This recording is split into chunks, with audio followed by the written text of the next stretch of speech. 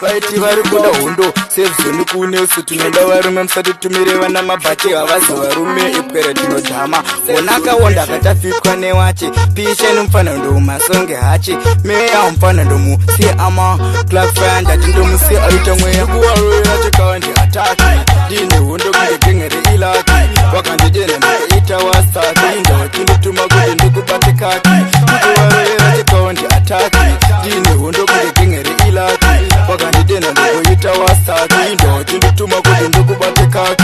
saka fresh ndineti zvinoda vanogeza inini ndinogeza ndasiyana newayewaya handitaura nemazita ndafunga mega mavaziva vakaita mbiri sefu sati ndapinda mudhansi kungopinda sefu zone badrakadzikaisa mudhisha mene vajaiza kuchine vabereka netishungoma dzaremasa smoking vanoshanda pabha vakatamba nendoseva nemawende utange marapu kuvarovera chekawandi ataki ndine hondo kunge gengere ilaki wakandidena ndikoita wasaki ndawachindituma kuti ndikubatikaki kuvarovera chekawandi ataki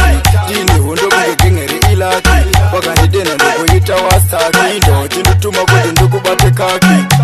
sevzone tisimondo dzinofaisa dhanzi ungosvika pastage kufadza mafanzi chinangwa chedu kutsvaga chipanzi chasanana namabhati vakakura sudza mbongo idzungu chete hapana zvinozikanwa ndiyo tepiye yakarehwa nachamene kungwarira kuti tuka wakawanda kubhesikana une nharo buda pachene veti kuoni kuvarovera chekawandi ataki ndine hondo kunge gengere ilaki wakandidena ndikoita wasaki ndawachindituma kuti ndikubatikaki kuvarovera chekawandi ataki ndine hondo kunge gengere ilaki wakandidena ndikoita wasaki ndawachindituma kuti ndikubatikaki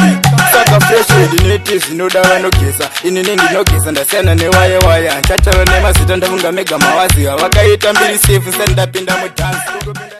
tisu vafana vepasafe zone moti